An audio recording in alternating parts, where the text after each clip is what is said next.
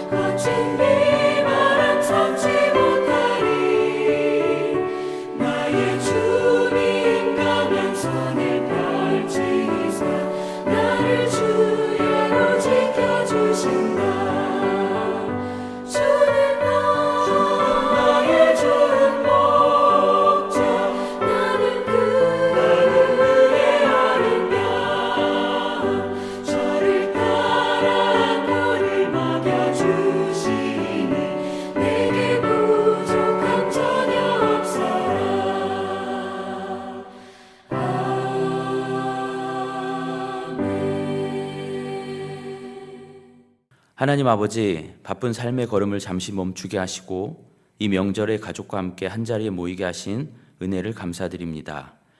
각자의 자리와 형편은 달라도 이 시간 함께 예배 자리로 부르셔서 하나님 앞에 서게 하시니 이 또한 감사드립니다.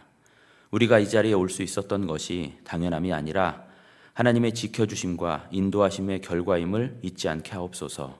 늘 감사를 놓치지 않는 우리 되게 하여 주옵소서.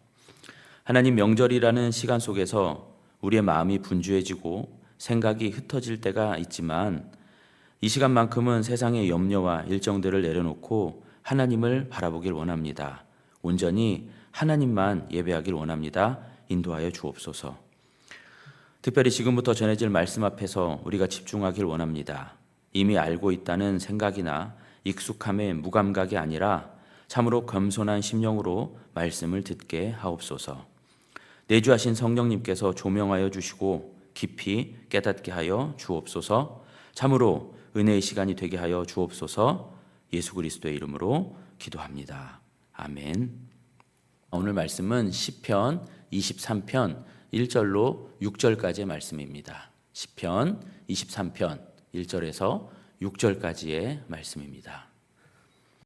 여호와는 나의 목자시니 내게 부족함이 없으리로다. 그가 나를 푸른 풀밭에 누이시며 쉴만한 물가로 인도하시는도다. 내 영혼을 소생시키시고 자기 이름을 위하여 의의 길로 인도하시는도다. 내가 사망의 음침한 골짜기로 다닐지라도 해를 두려워하지 않을 것은 주께서 나와 함께 하심이라. 주의 지팡이와 막대기가 나를 안위하시나이다. 주께서 내 원수의 목전에서 내게 상을 차려주시고 기름을 내 머리에 부으셨으니 내 잔이 넘치나이다. 내 평생의 선하심과 인자하심이 반드시 나를 따르리니 내가 여호와의 집에 영원히 살리로다. 아멘. 우리 민족 고유의 명절인 설입니다. 오랜만에 일가 친척들과 좋은 시간 보내셨는지요? 명절의 넉넉함과 여유로움이 이 명절뿐만이 아니라 한 해 내내 지속되기를 축복합니다.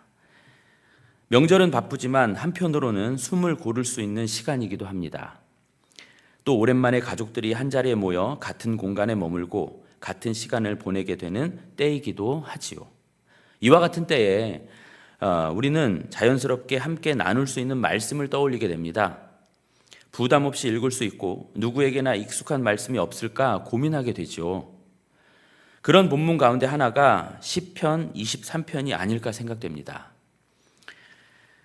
짧고 잘 알려져 있고 읽는 것만으로도 마음이 차분해지는 말씀이지요. 그렇기에 오랫동안 가정에서나 또 공동체 안에서 많이 읽혀온 시편입니다. 그러나 이 시편은 단지 따뜻한 분위기의 말씀으로만 읽기에는 너무나 깊은 고백을 품고 있습니다. 겉으로 보기에는 목가적이고 평온해 보이지만 그 안에는 삶을 깊이 통과한 신자의 단단한 고백이 담겨 있다고 할 수 있는 거죠. 오늘은 이 시편을 따뜻한 말씀 정도만이 아니라 오래도록 많은 신자들이 붙들고 붙들어 왔던 말씀으로 함께 읽어보려 합니다. 1절 말씀입니다. 여호와는 나의 목자시니 내게 부족함이 없으리로다. 이 고백을 가만히 보면 한 가지 눈에 띄는 표현이 있습니다. 다윗은 나는 풍족하다라고 말하지 않는다는 거예요. 나는 충분하다 이렇게 말하지 않는 거예요. 그는 굳이 이렇게 말합니다. 내게 부족함이 없다. 표현이 긍정문이 아니라 부정문이에요. 다윗은 왜 이렇게 표현했을까요? 이 말 속에는 이미 중요한 전제가 담겨 있습니다.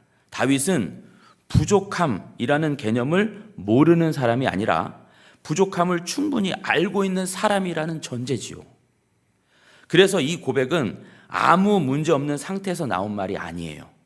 결핍을 전혀 겪어보지 않은 사람이 편안하게 내뱉은 말이 아니라는 것입니다. 그도 그럴 것이 다윗의 삶을 떠올려 보십시오. 그는 늘 안정된 자리에 있었던 사람이 아닙니다. 위기를 겪었고 쫓기는 삶을 살았으며 관계와 형편이 흔들리는 순간들을 실제로 통과한 사람이었습니다. 그런 다윗이 말합니다. 내게 부족함이 없다. 이 말은 아무것도 모자라다는 뜻이 아니라 여전히 모자란 것이 있고 여전히 채워지지 않는 현실이 있다라는 것이죠. 그럼에도 불구하고 그는 이렇게 말해요. 내게 부족함이 없다고. 왜 그렇습니까? 그 이유는 한 가지예요. 여호와는 나의 목자이시니. 다윗의 이러한 확신은 그저 환경에서 나온 것이 아닙니다. 상황이 좋아져서 생긴 믿음도 아니에요. 목자가 계시다는 사실, 그 한 가지가 다윗으로 하여금 모든 부족함 속에서도 무너지지 않게 만드는 요인이죠. 이유죠. 형편이 흔들려도 삶이 불안해져도 자신을 끝까지 놓지 않는 분이 계시다는 그 사실이 다윗의 마음을 붙들고 있다, 이 말입니다. 그래서 이 고백은, 나는 부족함이 없다, 이 고백은 낙관이 아니라 신뢰입니다. 현실을 부정하는 말이 아니라 현실을 통과한 사람이 드리는 믿음의 고백이에요. 문제는 여전히 남아있지만 목자가 계시기에 무너지지 않는다는 고백 말이죠. 그래서 다윗은 이렇게 말하지 않습니다. 내가 푸른 풀밭에 있기 때문에 부족함이 없다. 내가 쉴 만한 물가에 있기 때문에 부족함이 없다. 이러지 않고 여호와는 나의 목자시니, 그리고 그 고백 뒤에 비로소 그가 나를 푸른 풀밭에 누이시며 쉴 만한 물가로 인도하신다, 이렇게 말합니다. 다윗에게 중요한 것은 조건이 아니라 뭐죠? 그를 이끄시는 분이 누구인가 하는 문제였습니다. 이 순서가 바뀌지 않았기 때문에, 이 순서가 너무 중요하기 때문에 다윗은 부족함 속에서도 흔들리지 않을 수 있었던 것입니다. 이런 다윗은 하나님을 목자라고 부릅니다. 목자가 있다면 자연스럽게 떠오르는 존재가 있죠. 그게 뭐죠? 양입니다. 성경은 하나님의 백성을 종종 양에 비유하는데요. 이런 비유는 그 양이라는 존재가 어떤 보호 아래에서 살아가는지를 가장 솔직하게 보여줄 수 있기 때문에 그래요. 양은 아시다시피 강한 동물이 아닙니다. 너무나 약한 동물이고 결점이 많은 동물이에요. 양은 눈도 좋지 않고요. 지독한 근실해요. 한 번 누우면 잘 일어나지도 못하는 동물이기도 해요. 또 공격 무기를 전혀 아무것도 갖고 있지 않습니다. 게다가 쓸데없이 고집만 세요. 참으로 대책 없는 동물이라고 할 수 있지요. 그래서 양에게 가장 중요한 것은 더 좋은 환경, 참 괜찮은 환경, 안전한 환경이라기보다는 목자의 존재입니다. 푸른 풀밭이 있어도 목자가 없으면 불안하고 물가가 있어도 지켜줄 이가 없으면 쉬지 못합니다. 이 비유는 우리를 조롱하거나 깎아내리려는 말이 아니에요. 오히려 하나님 앞에서 우리의 실제 모습을 정직하게 비추고 동시에 우리가 어디에서 살 길을 얻을 수 있는지를 분명히 보여주는 거죠. 우리는 스스로를 지켜내는 존재로 살도록 부름받은 것이 아니라 목자 대신 하나님께 의지하며 살아가도록 부름받은 존재입니다. 성경은 우리의 모습을 이렇게 말해요. 이사야서 53장 6절에 우리는 다 양 같아서 그릇 행하여 각기 제 길로 갔거늘. 우리는 본래 목자에게 붙어 있었던 착한 양들이 아니에요. 그런 양들이 아니었습니다. 각기 자기 길로 갔던 양들이었고 그 길의 끝은 결국 생명이 아니라 죽음이었어요. 그런데 복음은 바로 여기서 시작합니다. 우리가 목자를 찾아간 것이 아니라 목자께서 우리를 찾아오셨다는 사실이죠. 우리 스스로 돌아올 수 없는 길에서 주님이 먼저 찾아오셔서 우리를 품어주셨습니다. 그러므로 여호와는 나의 목자시니 내게 부족함이 없다는 고백은 결코 가볍지 않아요. 그것은 단순한 감정의 위로가 아니라 구원받은 자의 정체성, 고백입니다. 나는 주님 없이는 살 수 없다. 나는 주님께 속한 양이다. 이 고백이 그 말씀 안에 담겨 있는 것이죠. 이제 2절로 가보겠습니다. 그가 나를 푸른 풀밭에 누이시며 쉴만한 물가로 인도하시는도다. 여기서도 핵심은 장소가 아니에요. 푸른 풀밭과 쉴만한 물가가 복이 되는 이유는 단 하나입니다. 앞서도 설명했다시피 목자께서 함께 계시기 때문입니다. 목자가 함께 계시니 양이 비로소 내려놓고 쉴 수 있는 것이죠. 목자가 함께 계시니 불안이 가라앉고 숨을 고를 수 있습니다. 여러분, 명절은 참 좋은 시간이지만 동시에 마음이 요동치기 쉬운 시간이기도 해요. 여러 만남과 여러 말들 속에서 우리의 마음은 쉽게 흔들릴 수 있어요. 오늘 시편 23편은 우리에게 다시 말해줍니다. 우리의 평안은 환경에서 오지 않는다고요. 우리 평안은 목자에게서 온다고 말입니다. 그래서 우리는 오늘도 이렇게 고백합니다. 주님이 나의 목자이시면 나는 무너지지 않는다. 시편 23편이 정말 무게를 드러내는 대목은 3절과 4절입니다. 우리 같이 한번 읽어볼까요? 내 영혼을 소생시키시고 자기 이름을 위하여 의의 길로 인도하시는도다. 내가 사망의 음침한 골짜기로 다닐지라도 해를 두려워하지 않을 것은 주께서 나와 함께 하심이라. 아멘. 다윗은 말합니다. 내 영혼을 소생시키신다. 이 말은 그저 그런 고백이 아닙니다. 소생시키신다는 말 자체가 이미 한번 꺼져 있던 상태를 지나왔다는 것을 말해주거든요. 죽음의 상태가 있었다라는 것이죠. 소생은 이미 죽었는데 다시 살게 되었다는 말이잖아요. 우리도 이와 마찬가지입니다. 우리는 죄로 말미암아 하나님과 끊어진 존재들이었고 주님의 은혜로 다시 살아난 사람들입니다. 그렇기에 신앙은 단순히 좋은 사람 되기가 아니라 죽음에서 생명으로 옮겨지는 사건이라는 말이 성립이 되는 거죠. 그렇다면 주님은 우리를 이렇게 살리신 후 어디로 인도하십니까? 오늘 성경은 분명히 말합니다. 의의 길로 인도하신다고 해요. 의의 길은 하나님의 백성답게 살아가는 길이고 하나님의 자녀답게 살아가는 길이에요. 말하자면 주님을 믿는다는 고백이 말에만 머무르지 않고 삶으로 드러나게 되는 것이라 이것이죠. 그런데 이 길은, 이 하나님의 백성답게 살아가는 길, 하나님의 자녀답게 살아가는 길은 결코 평탄한 길이 아닙니다. 다윗은 그 길의 한 구간을 이렇게 불러요. 어떻게 해요? 사망의 음침한 골짜기. 신앙의 길에는 반드시 이 골짜기를 지나가는 시간이 있습니다. 즉 성도에게 눈물이 있고 답답함이 있고 쉽게 이해되지 않는 시간이 있다라는 것이지요. 마음이 꺾이고 자존심이 무너지고 내가 붙들던 것들이 하나씩 내려놓아지는 시간이 찾아온다라는 것입니다. 사망의 음침한 골짜기처럼요. 다윗은 이 현실을 부정하지 않아요. 그는요, 그런 골짜기 없다라고 말하지 않아요. 오히려 정직하게 말합니다. 내가 사망의 음침한 골짜기로 다닐지라도 이렇게 골짜기가 있음을 말합니다. 다만 다윗은 그 골짜기 한가운데서 이런 고백을 해요. 해를 두려워하지 않을 것은 주께서 나와 함께 하심이라. 아멘. 주님이 함께 하신다고 해서 해가 사라지는 것 아닙니다. 그렇죠? 고난이 오지 않는 것도 아니에요. 맞죠? 그러나 주님이 함께 하시면 그 고난은 파멸이 되지 않습니다. 끝이 되지 않아요. 그 골짜기는 우리를 무너뜨리는 길이 아니라 우리를 하나님의 자녀로 빚어가는 길이 되는 것이지요. 그래서 다윗은 이렇게 덧붙여요. 주의 지팡이와 막대기가 나를 안위하시나이다. 지팡이와 막대기는 보호의 상징이면서 동시에 바로잡는 손길의 상징이에요. 우리는 보호만을 원하지만 하나님은 때때로 훈계를 통해 우리를 살리십니다. 우리는 당장의 편안함을 원하지만 하나님은 거룩함을 향해 우리를 이끌어 가세요. 그래서 사망의 음침한 골짜기는 헛된 고생이 아니라 목자의 손길 아래에서 통과하는 과정이 되는 것이죠. 이제 시편 23편은 그 과정의 끝을 보여줍니다. 5절 6절입니다.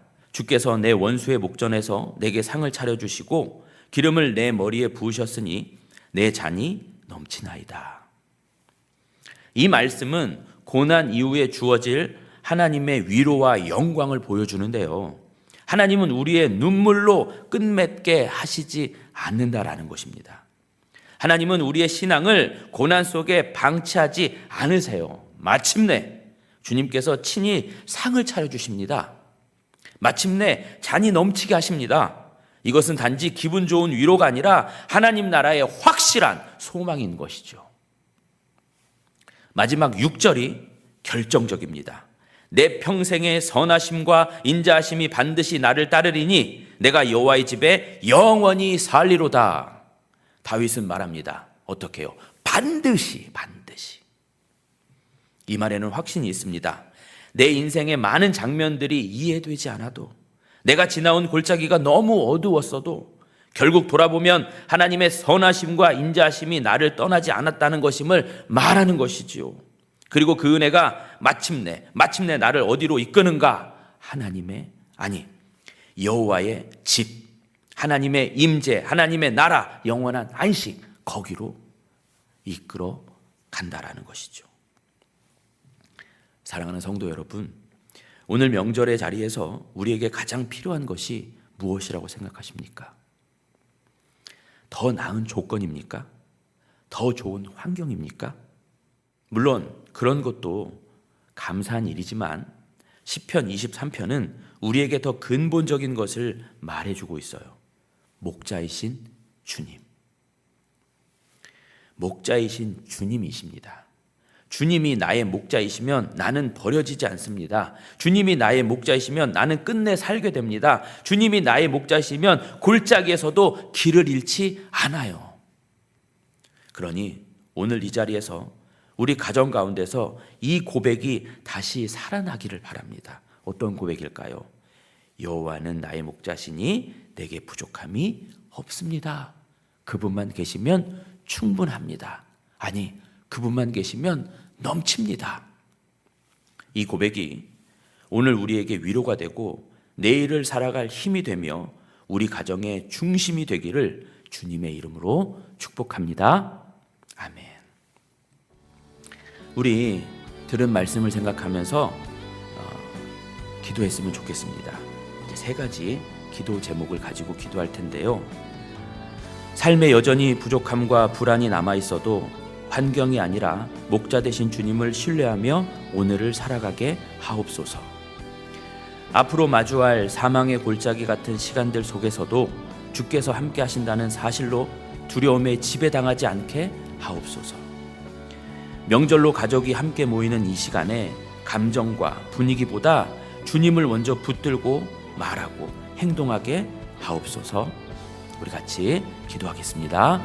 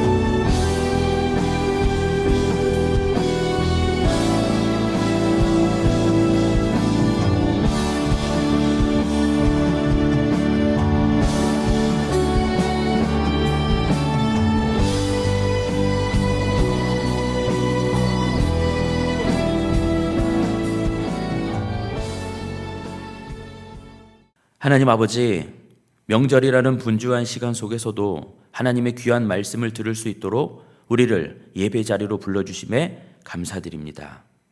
말씀을 들은 이 시간이 잠시의 감동으로 흘러가지 않게 하시고 우리가 다시 각자의 자리로 돌아갈 때에도 우리의 걸음을 인도하는 살아있는 말씀이 되게 하옵소서.